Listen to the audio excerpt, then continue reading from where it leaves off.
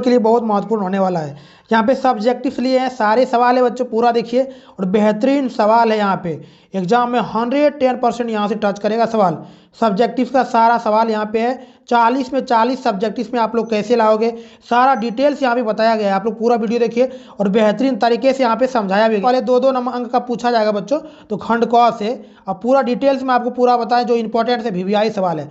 देखिए पहला सवाल यहाँ पर आपका है, क्या दिया हुआ देखिए बच्चों, एक समय था जब पानी सब जगह मिल जाता था, इसलिए इसे कोई महत्व नहीं दिया जाता था। लेकिन तेजी से बढ़ती हुई जनसंख्या और जीवन शैली में आए परिवर्तन के कारण जल अब दुर्लभ हो गया है। इसी दुर्लभता के कारण जब जल का आर्थिक मूल्य बहुत बढ़ गया है। अब तक जल की प्रमुख मांग फसलों की सिंचाई के लिए होती थी, लेकिन अब उद्योगों और घरेलू उपयोगों के लिए भी जल की बहुत आवश्यकता है। इसलिए जल अब एक बहुमूल्य संसाधन बन गया है। नगरीय और ग्रामीणों क्षेत्रों में पीने के पानी की मांग बिल्कुल अलग अलग तरह की होती है।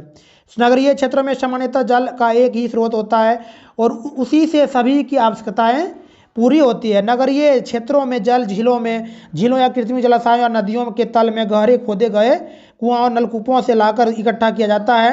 कभी कभी जल के लिए इन सभी स्रोतों का उपयोग किया जाता है। इस स्रोतों को लेकर पहले उसमें क्लोरीन जैसे रसायन मिलाकर उसे स्वच्छ किया जाता है। इसके बाद वह पीने के लिए सुरक्षित बनाया जाता है। ऐसा सुरक्षित जल नगर की संपूर्ण जनसंख्या को अनेक बीमारियों से बचाता है बच्चों। ठीक, देखिए इस पर गद्यांश सब पूरा पढ़े और गद्यांश पढ़ने के बाद आपको आंसर देना है प्यारे बच्चों। यहाँ पे आंसर देखिए, पहला नंबर का आंसर क्या है, प्रश्न संख्या पहला है, पहले सब जगह सुलभ जल अब दुर्लभ क्यों हो गया, जल एक बहुमूल्य संसाधन क्यों बन गया। तो क्यों बन गया, देखिए तेजी से बढ़ती हुई जनसंख्या और जीवन शैली में आए परिवर्तन के कारण जल की मांग बढ़ गई है। सिंचाई के अंतर्गत अतिरिक्त घरेलू उपयोग एवं उद्योगों के लिए जल अपरिहार्य है। इस कारण से जल बहुमूल्य संसाधन बन गया है। क्या, दूसरा सवाल देखिए यहाँ पे क्या दिया, नगरों में पेयजल की व्यवस्था किस प्रकार की जाती है। तो नगरों एवं झीलों की कृत्रिम जलाशय नदियों के तल में गहरे खोदे गए कुआं नलकूपों से लाकर जल संयंत्रों में इकट्ठा किया जाता है। तत्पश्चात उसमें क्लोरीन जैसे रासायनिक पदार्थों को डालकर उसे पानी पीने योग्य बनाया जाता है। तीसरा सवाल यहाँ पे देखिए बहुत इंपॉर्टेंट है बच्चों, एक समय पहले पानी को उतना महत्व क्यों नहीं दिया जाता था। तो नहीं कि उत्तर है इसका, एक समय पहले पानी जो था सभी जगहों पर आसानी से मिल जाता था, उसका उपयोग सीमित था, इसलिए कोई इसे महत्व नहीं दिया जाता था। और देखिए 4 नंबर सवाल क्या है, आज जल की क्या स्थिति है। तो आज जो जल का स्थिति है, आज तेजी से बढ़ती हुई जनसंख्या के कारण घरेलू उपयोग और उद्योगों की जल की आवश्यकता बढ़ गई है, इसलिए अब जल दुर्लभ हो गया है और एक बहुमूल्य संसाधन बन गया है। प्रश्न 5 है, पहले जल की प्रमुख मांग किसके लिए होता था। तो किसके लिए की जाती थी बच्चों, देखिए आप लोग पूरा वीडियो देखिए, यहाँ पे इंपॉर्टेंट होने वाला सभी सवाल यहाँ वीवीआई है। पहले जल की प्रमुख मांग फसलों की सिंचाई के लिए होती थी, प्रमुख मांग फसलों की सिंचाई के लिए होती थी। आंसर आपका क्लियर हो गया। देखिए यहाँ पे 6ठा नंबर का सवाल क्या है, नगरों में पीने के लिए सुरक्षित जल की आवश्यकता क्यों पड़ी। यानी स्वच्छ किया हुआ सुरक्षित जल नगर की संपूर्ण जनसंख्या को अनेक बीमारियों से बचा रहा है बच्चों। ठीक ना, चलिए बच्चों 7 नंबर का यहाँ देखिए क्या बोल रहा है, यानी यह जो गद्यांश पढ़े या गद्यांश की शीर्षक बता रहा है, यहाँ पूछ रहा है। तो इस गद्यांश का उपयुक्त शीर्षक क्या होगा, जल की उपलब्धता हो जाएगा आंसर आपका। ठीक, चलिए खंड ख आ गया, पाठ्य पुस्तक से लिया गया बच्चों, और लघु उत्तरीय सवाल है। यहाँ पे 3 सवाल आपको बनाना है, ठीक ना, 3 सवाल यहाँ पे, चलिए 3 अंक की है, 5 सवाल आपको क्लियर बनाना है बच्चों। चलिए देखिए 8 नंबर का सवाल क्या है, गोपियों ने किन किन उदाहरणों के माध्यम से उद्धव को उलझाने दिए हैं, बताओ। गोपियों ने निम्नलिखित माध्यमों से उद्धव को उलझाने दिए हैं। देखिए क्या है, पहला पॉइंट से गोपियों का कहना था कृष्ण के प्रति उनकी प्रेम भावना मन में ही दब रह गई। वे अपनी भावनाओं को न तो कृष्ण से कह पाई और न किसी दूसरे से कह सकती है। दूसरा पॉइंट से बच्चों देखिए, गोपियाँ कृष्ण की प्रतीक्षा में ही जी रही थी, लेकिन कृष्ण ने उद्धव के माध्यम से योग का संदेश भिजवा कर उनकी वेदना को और भी बढ़ा दिया था। तीसरा पॉइंट से बच्चों, गोपियाँ कृष्ण की विरह व्यथा से पीड़ित होकर कृष्ण से रक्षा की मांग करना चाह रही थी और वह उनके सखा में प्रेम संदेश की अपेक्षा करती थी, लेकिन उद्धव के योग संदेश से उनका हृदय टुकड़े टुकड़े में विभाजित हो गया था। क्या, चलिए बच्चों देखिए नंबर का सवाल, पूरा वीडियो देखिए और चैनल को सब्सक्राइब करिए, लाइक करिए और शेयर करिए अपने मित्रों के पास, जरूर आप लोग शेयर करिए बच्चों। इंपॉर्टेंट होने वाला सारा सवाल यहाँ पे वीवीआई है। देखिए यहाँ पे प्रश्न संख्या 9 है, कभी बादल से फुहार, रिमझिम या बरसने के स्थान पर गर्जने लिखे क्यों कहते हैं? इनमें कवि की क्रांतिकारी भावना मुखरित हुई है। कवि बादल को क्रांति का अग्रदूत मानता है और वह बादल से अपनी शक्ति प्रदर्शन की कामना करता है। वह गर्जन वर्षण के लिए उसका आह्वान करता है कि न फुहारा छोड़ने के लिए ये केवल बरसने के लिए कवि यह नहीं चाहता है कि बादल केवल इस धरती का ताप दूर करे, वह चाहता है कि बादल अपने गर्जन और वर्षण से क्रांति का भी शंखनाद करे। क्या? चलिए बच्चों 10 का देखो, बहुत इंपॉर्टेंट से पूरा वीडियो जरूर देखिएगा और चैनल पर नए हैं तो सब्सक्राइब करिए, लाइक तो जरूर कर दीजिएगा, लाइक तो बनता है बच्चों, लाइक जरूर करिएगा। बच्चे की मुस्कान और एक बड़े व्यक्ति की मुस्कान में क्या अंतर है बताओ? देखिए बच्चों का जो मुस्कान होता है, यानी बच्चे की मुस्कान निश्चल और भोली होती है, उसमें कोई छल या स्वार्थ नहीं होता है। क्या? सही बात है। बच्चों की मुस्कान स्वाभाविक होती है। दूसरी ओर बड़ों की मुस्कान कुटिल और स्वार्थपूर्ण भी हो सकती है।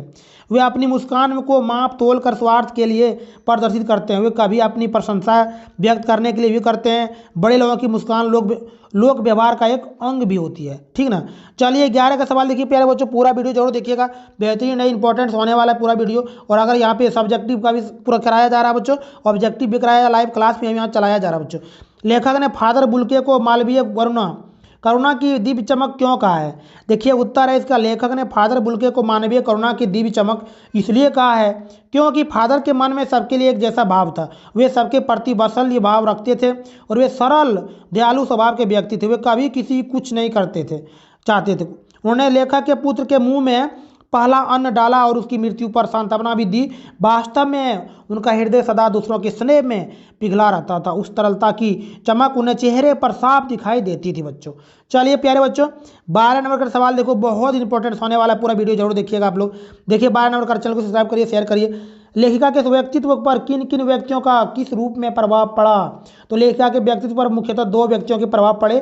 पहला देखिए यहाँ पे, लेखिका के व्यक्तित्व को बिगाड़ने और बनाने में उसके पिताजी का प्रमुख हाथ रहा।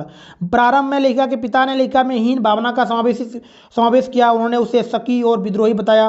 उन्होंने ही लेखिका को देशभक्त बनाने का मौका दिया। उन्होंने ही लेखिका को रसोई घर में दूर रखकर एक प्रबुद्ध नारी बनने में सहयोग किया था। लेखिका को क्रियाशील क्रांतिकारी और आंदोलनकारी बनने में प्राध्यापिका शीला अग्रवाल की महत्वपूर्ण भूमिका रही। शीला अग्रवाल ने अपने जोशीले व्यक्तित्वों से उसके व्यक्तित्व में एक नया जोश पैदा किया। उन्होंने लेखिका की नस नस में देशभक्ति का भाव भर दिया था। शीला अग्रवाल ने लेखिका के मन में खुलकर विद्रोह करने का विचार भर दिया था। चलिए बच्चों 13 नंबर का सवाल देखिए, बहुत इंपॉर्टेंट से पूरा वीडियो जरूर देखिए बच्चों और चैनल को सब्सक्राइब जरूर करिए, लाइक करिए और जितना हो सके शेयर जरूर करिए। बिस्मिल्लाह खां के जीवन से जुड़ी घटनाओं और व्यक्तियों का उल्लेख करें जिन्होंने उनकी संगीत साधना को समृद्ध किया था। मतलब चलिए देखिए, बिस्मिल्लाह खां की संगीत साधना को समृद्ध करने में रसूलन बाई, बतुलन बाई, मामू ज्ञान, अली बख्श खां, नाना कुलसुम, हलवाइन और अभिनेत्री सुलोचना की प्रमुख भूमिका रही है। क्या? रसलून बाई बलुत्रबाइन ने उन्हें संगीत साधना की ओर प्रेरित किया। प्रथम प्रेरणा उन्हीं दोनों गायिकाओं से उन्हें मिली। बाद में उन्हें अपने नाना की मधुर शहनाई ने अपनी ओर आकर्षित किया। मामू जान अली बख्श जब शहनाई बजाते बजाते संप पर आ जाते थे तो बिस्मिल्लाह खां ने धड़ से एक पत्थर जमीन पर मारकर संगीत में दाद देना सीखा। अभिनेत्री सुलोचना की फिल्मों से भी उनकी साधना से को काफ़ी बल मिला था। चलिए बच्चों 14 नंबर का सवाल देखिए, बहुत इंपॉर्टेंट है, पूरा वीडियो आप लोग देखिएगा। यहाँ पे शानदार सवाल और क्लास लेके पर डे आ रहे हैं बच्चों। नाक मान सम्मान, देखिए नाक मान सम्मान और प्रतिष्ठा का द्योतक है। क्या है? यह बात पूरी रचना में किस तरह उभर कर आई? देखिए सवाल यहाँ पे आंसर बच्चों, हिंदी मुहावरों में भी नाक को प्रतिष्ठा का विषय माना गया है। बात सही है। जॉर्ज पंचम की कटी हुई नाक उनके अपमान का विषय है। इसका अर्थ लगाया जा सकता है कि आज़ाद भारत में जॉर्ज पंचम को नीतियों को भारत विरोधी मानकर उनका अपमान किया गया। रानी एलिजाबेथ के आगमन पर सभी सरकारी अधिकारी उनकी आरती पूजा में लग गए। यह गुलाम मानसिकता की अवस्था है। जॉर्ज पंचम को भारत की भूमि से कोई अनुराग नहीं था, बल्कि वे भारत के शोषक थे। उनकी नाक भारतीय स्वतंत्रता सेनानियों के आगे कोई महत्व नहीं रखती थी, फिर भी एक जीवित भारतीय की नाक काट कर जॉर्ज पंचम की प्रतिमा में लगा देना यह भारतीय जनता की आत्महीनता है। क्या सही बात है ना। चलिए बच्चों पूरा वीडियो जरूर देखिएगा। यहाँ पे रचना खंड ख आ गया, रचना व्याकरण है। दिए गए संकेत बिंदु के आधार पर निम्नलिखित में से किसी एक विषय वस्तु पर निबंध आपको लिखने के लिए जरूर मिलेगा। तो किसी पर भी अगर निबंध लिखने के लिए आपको मिलता है तो संकेत बिंदु का प्रयोग करते हुए आपको निबंध बढ़िया से लिखना है बच्चों। परिश्रम का महत्व यहाँ दिया हुआ देखिए, संकेत बिंदु है भूमिका, श्रम का जीवन, सत्य, उन्नति और विकास में सहायक, परिश्रम से लाभ, निष्कर्ष। यहाँ पे दिया हुआ संकेत और इसको पॉइंट बनाना है और इससे आपको बनाना है सवाल। जैसे भूमिका, अगर आप पहले, भूमिका क्या होता है, किसी भी चीज़ का अगर भूमिका पहले आपको बढ़िया से लिखना पड़ेगा। जैसे यहाँ संसार ही कर्म है, इस कर्म क्षेत्र में श्रम के अभाव में कहीं भी सफलता नहीं मिल सकती। हर व्यक्ति के जीवन का अपना अपना लक्ष्य होता है, कोई व्यक्ति श्रम के बिना अपने जीवन के लक्ष्य को प्राप्त नहीं कर सकता है। यह संसार की कर्म है, कर्म क्षेत्र है, श्रम के द्वारा ही विश्व जीवन के हर क्षेत्र में सफलता प्राप्त की जाती है। बढ़िया से इसका लिखना है। फिर देखिए उसका श्रम का जीवन का सत्य जो है पॉइंट्स में यहाँ देखिए संकेत दिया हुआ है, संकेत फिर यहाँ लिखना है दूसरा पॉइंट्स में। श्रम ही जीवन का सत्य, यही जीवन को उसका अर्थ देता है। श्रम मानव जीवन की गतिशीलता बनाता है, गतिशील व्यक्ति को ही जीवंत माना जाता है। गति जीवन का मानदंड है, श्रम की उपेक्षा करने से जीवन की गति रुक जाती है। उन्नति देखिए फिर पॉइंट्स यहाँ पर आपको देना है, संकेत देना है। उन्नति और विकास में सहायक।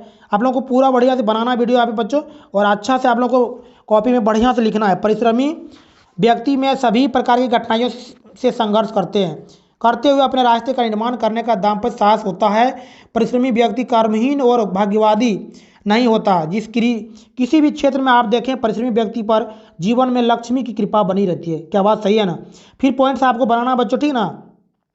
अगला पॉइंट देखिए आपको बनाना, परिश्रम से लाभ क्या होता है। तो परिश्रम अगर आप करिएगा आपका रिजल्ट बेहतर होगा। यानी कर्म व्यक्तियों के लिए इस संसार में कोई ना कोई जगह नहीं है। भाग्यवादी व्यक्ति समाज तथा देश के उत्थान में बाधक ही होते हैं और श्रम करना मनुष्य का धर्म है। अगर आप जो श्रम नहीं करते उनको भोजन भी नहीं पचता, उनका शरीर शिथिल बन रहा था और वे अनेक बीमारियों से घिरे रहते हैं। क्या यानी जो श्रम नहीं करेंगे, मतलब काम नहीं करेंगे, तो उनका भोजन भी नहीं पचता है। बात सही है। और बढ़िया से अगर आपको मेहनत करेंगे रिजल्ट आपका बेहतर होगा। तो निष्कर्ष भी आपको यहाँ पूछा जाएगा, ठीक ना। तो निष्कर्ष भी आपको लिखना है। इससे क्या निष्कर्ष निकला देखिए, इससे निष्कर्ष क्या निकलता है, जीवन को सुखमय बनाने की आधारशिला कर्म और श्रम ही है। क्या मेहनत करिएगा तो आपका जीवन अच्छा होगा, अगर आप मेहनत नहीं करते हैं तो आपका जीवन बढ़िया नहीं होगा। यानी संघर्ष करिएगा, आप मेहनत करिएगा तो रिजल्ट बेहतर होगा आपका। फिर देखिए दूसरा यहाँ पे सवाल आता है बच्चों, प्रदूषण पे भी लिखने के लिए आ सकता है। तो संकेत बिंदु यहाँ पे दिया हुआ है, प्रदूषण से अभिप्राय, उसके कारण, प्रदूषण के प्रकार, ध्वनि प्रकार, जल प्रदूषण, भूमि प्रदूषण, आपको पूरा देखना है। और देखिए उत्तर यहाँ दिया हुआ, आप लोग पूरा वीडियो पढ़ लो प्यारे बच्चों, और जरूर बनाओ पॉइंट्स यहाँ पे इस तरह बना के सजा के आपको लिखना है प्यारे बच्चों। चलिए देखिए सवाल आपको हम पूरा डिटेल्स में बता दे रहे हैं, थोड़ा सा शॉर्ट में। देखिए यहाँ पे क्या दिया हुआ है, बेरोजगारी की समस्या। देखिए इस पर भी आएगा, संकेत पहले दे दिया जाएगा आपको।